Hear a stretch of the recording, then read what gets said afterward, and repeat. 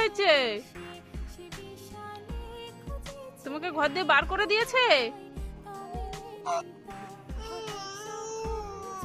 ওরে বাবা, কে বার করে দিয়েছে মা? নানিমা বার করে দিয়েছে তোমাকে? বাবা, নানিমা বার করে দিয়েছে, বলেছে বাইরে থাকবে।